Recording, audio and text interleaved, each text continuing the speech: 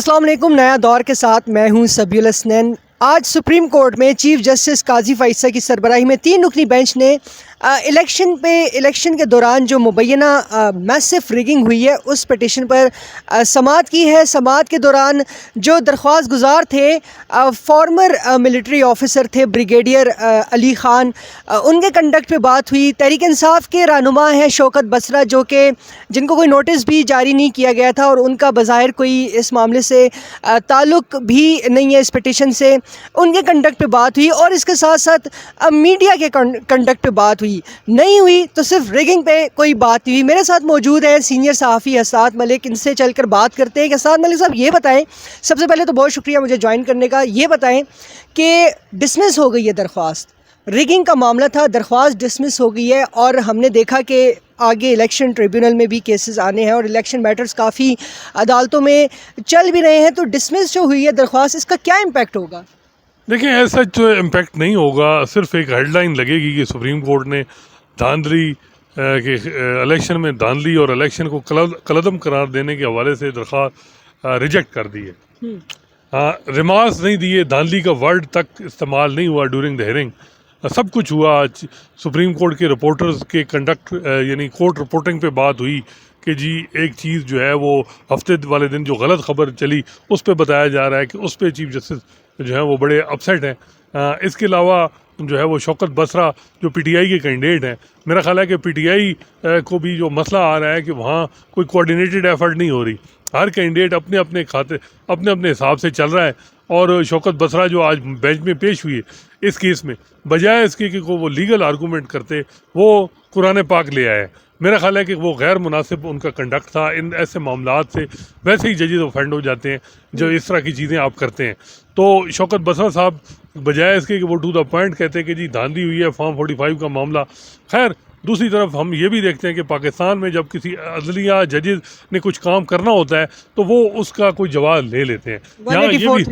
यहाँ ये भी होता है कि पटिशनर हनीफ राई जो थे आर्मी चीफ की मामले में, जब पटिशन आई वो वापस लेना चाह रहे थे, फिर भी सुप्रीम कोर्ट ने उसको चलाया। तो मज़ाहिर मुझे आज की हियरिंग से ये लगा है कि धांधली वाले मामले में सुप्रीम कोर्ट अभी तक इंटरेस्टेड नहीं है और ये बड़ा सेटबैक है पीटीआई के लिए। एक तो पीटीआई जो है वो वही मैं बता रहा हूँ कि कोऑर्डिनेटेड एफर्ट नहीं है। कोई एक 184(3) की पटिशन होनी चाहिए थी, वो नहीं की सुप्रीम कोर्ट में। एक वजह ये भी हो सकती है कि सुप्रीम कोर्ट पे उनका मिसट्रस्ट है। लेकिन जो एक आज शौकत बसरा साहब का जो सिलसिला रहा उससे तो ये था कि उस मामले को चीफ जस्टिस काजी फ़ैज़ा ने देखा ही नहीं, सुना ही नहीं। उन्होंने कहा कि ये कोई तरीक़ाकार नहीं है जो आपने किया है। तो अब पटिशन पीटीआई करेगी तो कोई रिगिंग में चांस है। आज की खबर यही है कि रिगिंग की पटिशन रिजेक्ट हो गई है और कहा गया है कि जी जो पटिशनर थे वो बैरून मुल्क चले गए और रियासत देखे ऐसे लोगों को जो पब्लिसिटी के लिए आ जाते हैं।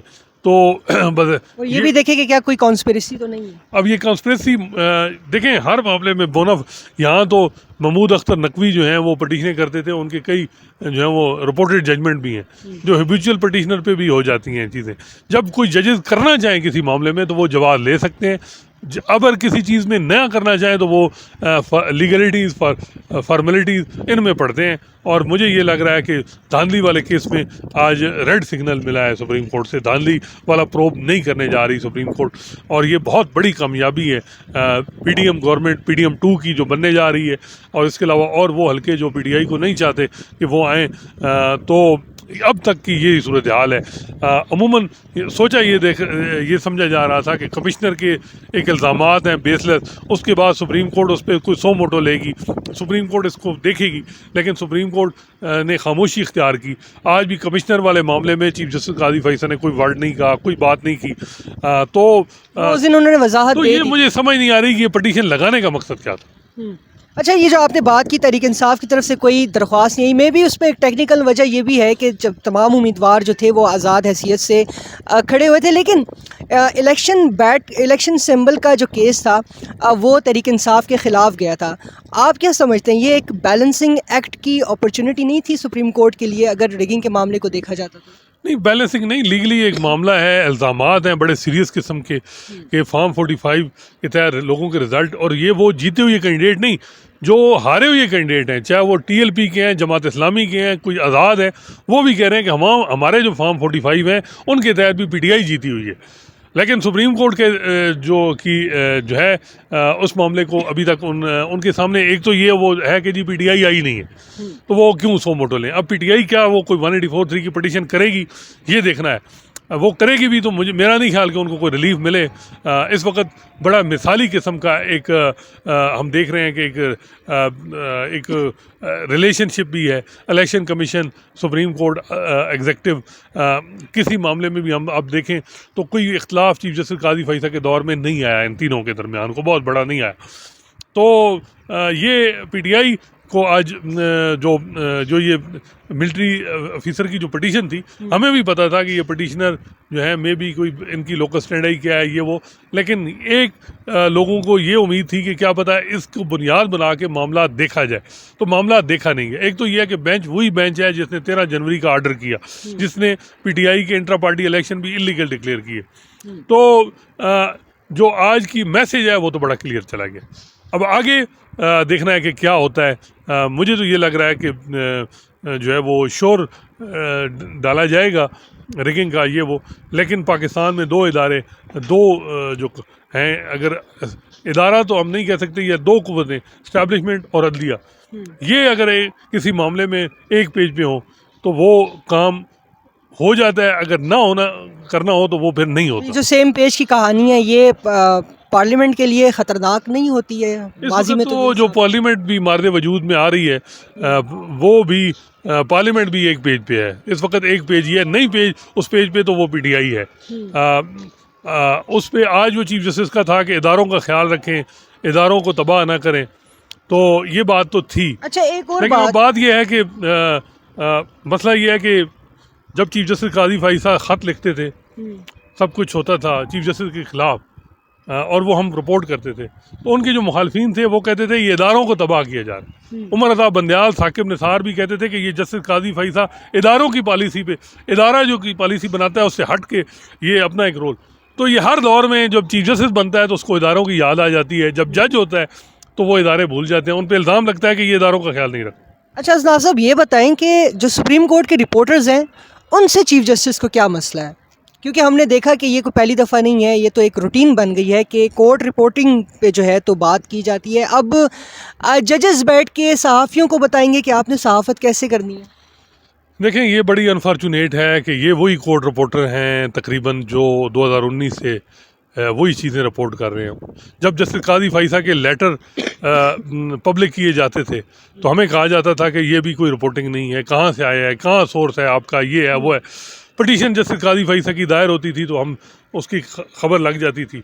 अब यही इल्ज़ाम आ रहा है कि खबर पिटीशन जो है वो अभी इंटरटेन हुई नहीं है, नंबर लगा नहीं तो मीडिया पे चल गई। हालांकि ये प्रेसिडेंट है कि खबर जब होती है, जब एक पिटीशन दायर होती है तो उसका लग जाता है, उसकी खबर चल जाती है। तो ये है कि 13 जनवरी के बाद सुप्रीम कोर्ट के जो रिपोर्टिंग है उस पर चीफ जस्टिस काजी फैसला काफ़ी नाखुश हैं।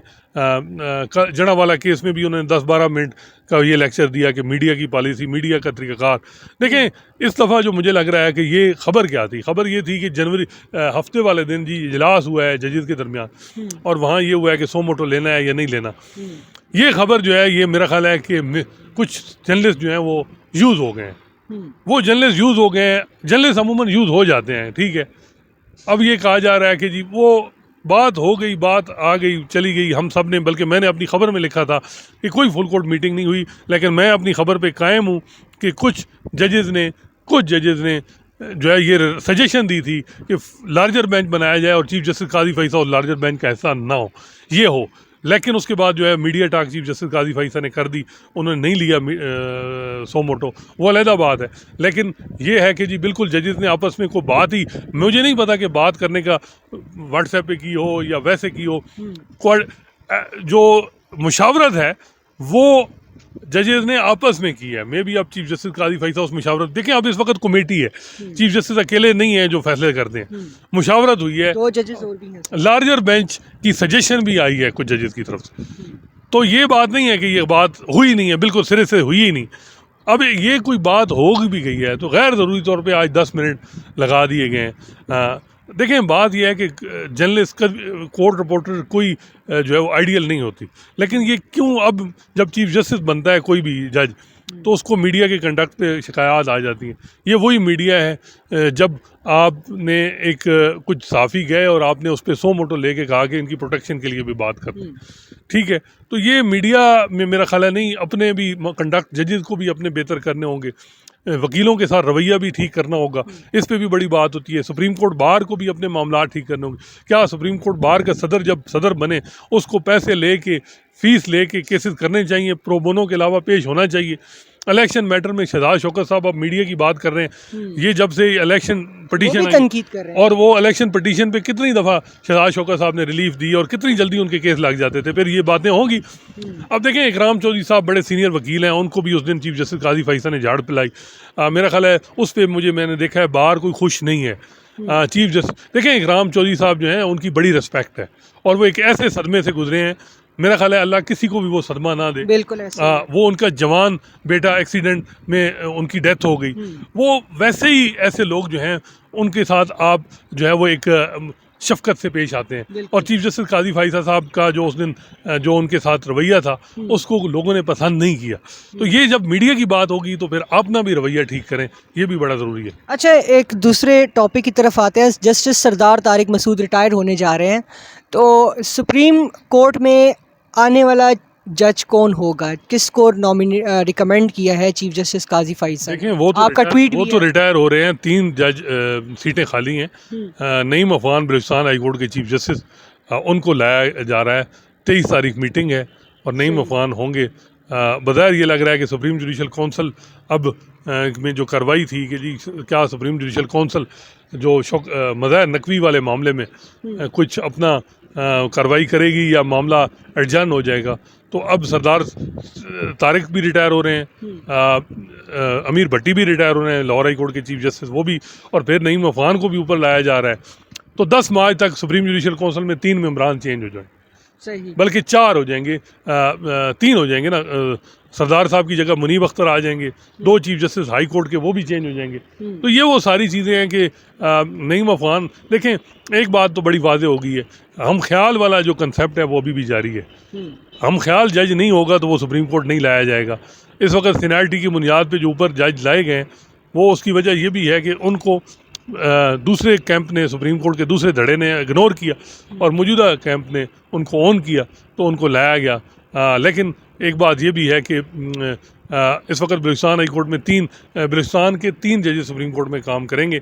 माजी में एक टाइम था जब बलूचिस्तान का एक जज भी नहीं था, ये अच्छी बात है। लेकिन एक बात ये भी हो रही है कि उमर अता बंदयाल रिटायर हो गए, 2 जजेस पंजाब के रिज़ाइन कर गए, 3 जजेस ने पंजाब से गए, उनकी जगह बलूचिस्तान से जज लाना, ये भी एक बात हो रही है। क्या वजह है कि क्यों नहीं इंटरेस्ट लिया जा रहा पंजाब से? उसकी वजह में भी वैलिड भी हो, कोई बंदा ना मिल रहा हो, लेकिन एक बात ये है कि नईम अफगान जो हैं, बज़ाहिर ये है कि हम ख्याल है सही, यानी कि चीफ जस्टिस काजी फैसल अपना कैंप स्ट्रॉन्ग कर रहे हैं। देखिए, वो हर चीफ जस्टिस हर कोई करता है कि वो अपने मजबूत रखता है ताकि वो अपना धड़ा मजबूत। अब दूसरा धड़ा तो रहा नहीं, वहाँ 3 जज रह गए, सिर्फ जो है वो आयशा मलिक जस्टिस और जस्टिस शाहिद वहीद, और तीसरे हैं मुनीब अख्तर। तो ये 3 का है वो कैंप, तो अब बिल्कुल ही जो है वो एक कोने खुदरे में है। आप कह सकते हैं कि ना उन्हें किसी बड़े बेंच में बिठाया जा रहा है ना। अब जिस रिसेंट पास में कितने cases supreme court practice and procedure act के अलावा मुझे बताएं कि शायद वहीद को किस केस में बिठाया गया। मुनीब अख्तर साहब जो हैं वो उन्होंने बड़े केसेस सुने, अब आजकल रेस्ट पे ही बज़ाहिर है वो भी उस तरह नहीं है बेंच में उसमें, या वो खुद इग्नोर कर रहे हैं, वो भी नहीं है। आयशा मलिक का एक परमानेंट एक बेंच में केस लगा था, वो अफगान रिफ्यूजीज, इसके अलावा वो भी किसी बेंच में नहीं है। तो ये हम ख्याल वाला जो है एक था ना वो मामला, वो अभी भी चल रहा है। अच्छा, मुनीब अख्तर, जस्टिस मुनीब अख्तर के सुप्रीम जुडिशल काउंसिल में आ जाने के बाद और आफिया शरबानो के मामले केस पे जो अपील चल रही है, उसके बाद मज़ाहिर नकवी के ख़िलाफ़ जो कार्रवाई होगी बड़ी इंटरेस्टिंग होगी सुप्रीम जुडिशल काउंसिल में। देखिए, मज़ाहिर नकवी साहब के चांसेस बड़े उनकी मुश्किल में हैं। उनके हवाले से जो इल्ज़ामात लग रहे हैं और जिस तरह के विटनेस आ रहे हैं, उसमें अब मेरा नहीं ख्याल कि वो अपना दिफा कर सकेंगे। ये बहुत बड़ी, और बज़ाहिर ये लग रहा है कि इस वक्त जो मैं कह रहा हूँ कि एक पेज वाला जो मामला है, मज़ाहिर नकवी साहब समझ नहीं पाए। इस वक्त रियासत के सारे स्तून एक पेज में हैं और मज़ाहिर नकवी साहब को उसकी हीट मिल भी रही होगी जिस तरह के विटनेस उनके पेश हो रहे हैं। सही, बहुत शुक्रिया अस्ताद मलिक साहब। तो नाजरीन, रिगिंग के हवाले से जो आज दरख्वास्त थी वो डिसमिस हुई है।